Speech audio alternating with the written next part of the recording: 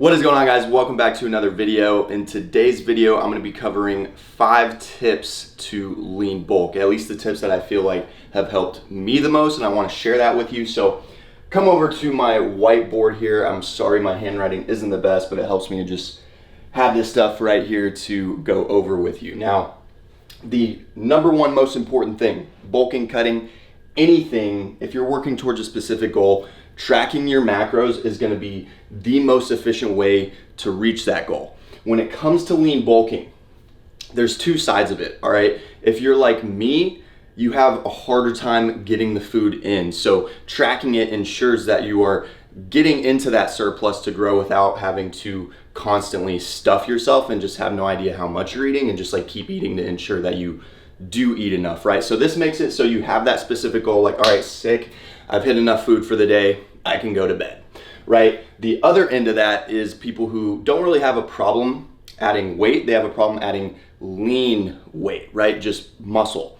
So in that case, you don't want to be in too large of a surplus or you're going to be adding a bunch of excess fat. We want to be in just enough of a calorie surplus to build muscle. You know, we can't build a house without tools, without resources, right? So we need a little bit, but if we have too much shit lying around, there's going to be stuff left all around the house, okay? Not the best analogy, but you get my point. So with macros, like I said, it's the most efficient way to reach your goal. There are a lot of benefits, and one of the biggest ones is flexibility, okay? This means you aren't limited to just eating the same foods, because if you aren't tracking, you pretty much need to eat the same foods in order to have consistency and like go up from there.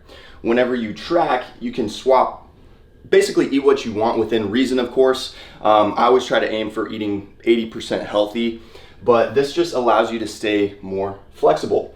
Now, the other end of this is kind of what I briefly mentioned as far as, you know, you just want to be in a little bit of a surplus, generally like 200 calories, 250 calorie surplus is ideal. We just want to go up like half a pound a week. So that's where calorie progression comes in. Okay, because we don't want to, like, our weight is eventually going to plateau with our initial calorie surplus.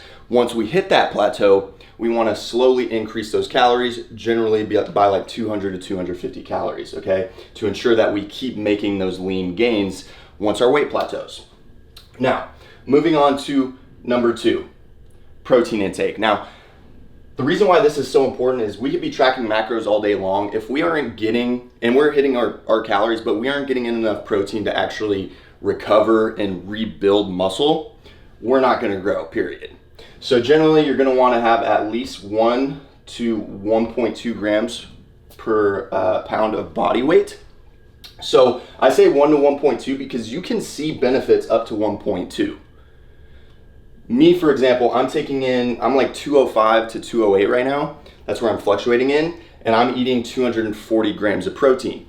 And we go as low as 1 because, again, I like to emphasize flexibility. Like, I'm not gonna beat myself up, or I don't want clients to beat themselves up if they come a little bit short, but they've hit their calories and they're still over 1 gram per pound. Like, that's sufficient, but you can see benefits up to 1.2 grams, so why not try to fill that out whenever we can? So this takes me into meal frequency. I like to connect protein intake and meal frequency just because ideally you're gonna spread your protein intake out evenly throughout the day just to emphasize protein synthesis, and it's gonna be optimal for digestion, right? Like, have you ever tried to eat 100 grams of protein in one meal? Like, you're super full and stuffed, and that's just not comfortable, okay? Now, as far as how many meals in the day you're eating, that's up to you. I recommend at least 3 or 4 just as far as digestion goes. But I personally eat like 5. I probably average 5 or 6 just because I don't eat very big meals, or I don't like to feel super stuffed. So I prefer to spread it out a little bit more throughout the day.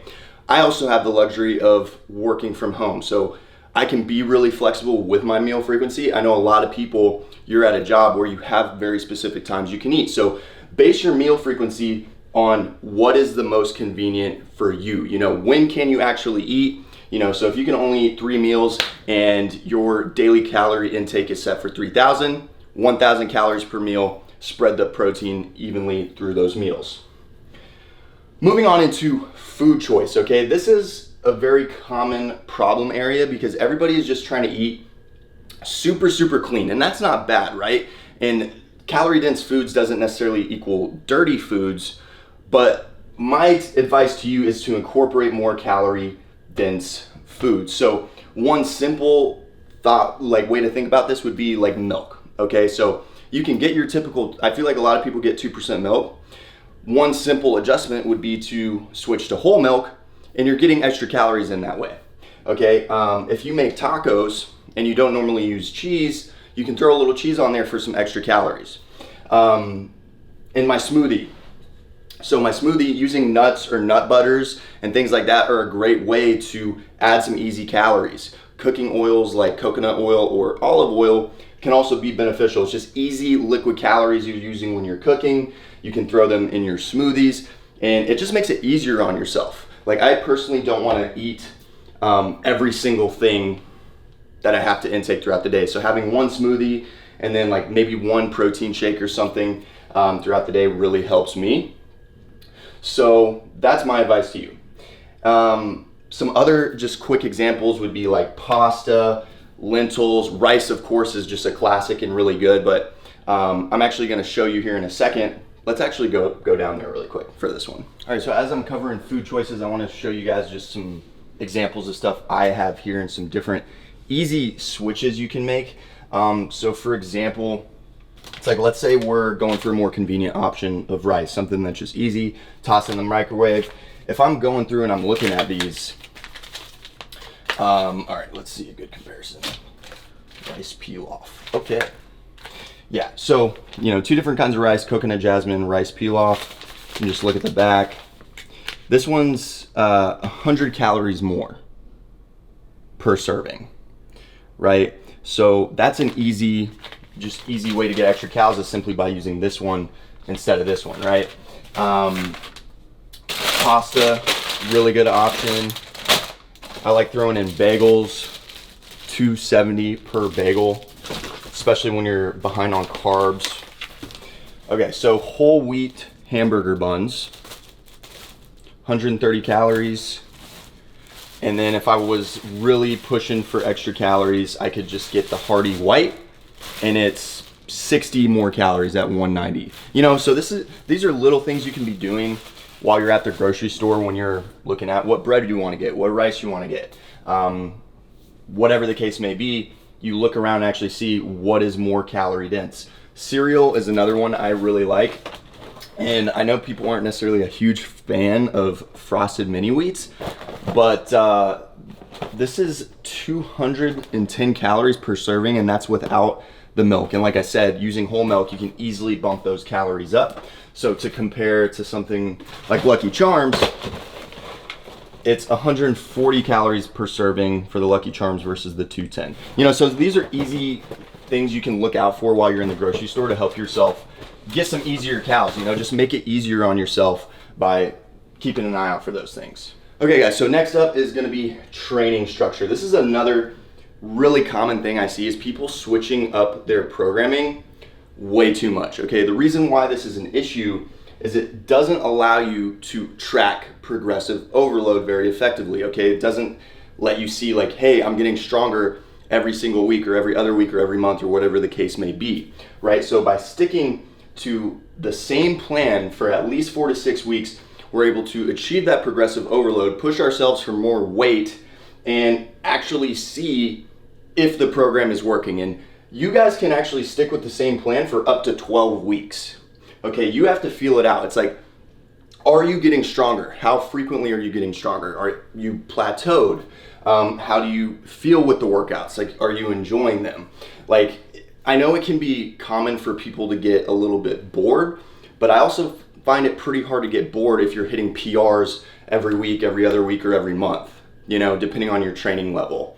So that's a huge piece of advice right there, is sticking to the same plan. Don't change it up too much. Stick to it, get really good at those lifts, improve week to week, and see if it's actually working for you before switching it up like every week or 2 weeks or something like that. That's the most common thing I see. And I'm actually going to either pop it up or put it as a link down in the description, maybe both, so you guys can actually get a little sample of like 1 week worth of programming that would be repeated for at least 4 to 6 weeks.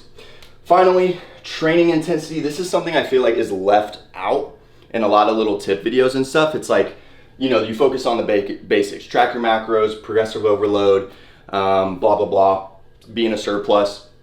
But don't forget about intensity, okay? And what I mean by intensity is really pushing yourself, and not just like progressive overload. Okay, yeah, you push more weight on a set, you hit another rep or whatever, right? But when we're talking about intensity and like feeling like you have actually stimulated muscles for growth, that's a whole different thing, okay? And I'm not saying go to failure every single set, but if you are too comfortable during your workout, you're not gonna grow, okay? You have to stimulate the muscle. You have to force the muscle to adapt, right? And you do that by breaking it down. So not every set should be to failure, but every set should be within, you know, 2-3 reps of fatigue at least. I like to aim for feeling like I can maybe push out 1 or 2 more reps, and then the last 1 or 2 sets, you are pushing yourself to the absolute max of failure, okay? At least on the last set of an exercise, assuming you can do it safely.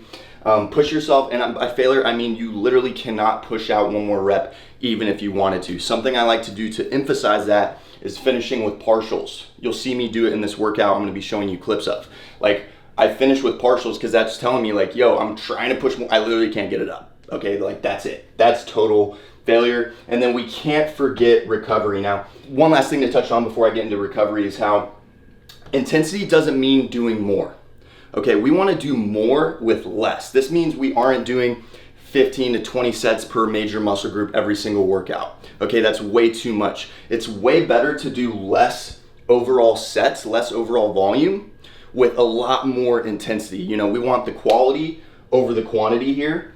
And that is going to also emphasize recovery. You know, we want to stimulate muscle growth. We want to stimulate our muscles, not destroy them. Okay, the most overlooked aspect of bulking is recovery. This is a part of the program.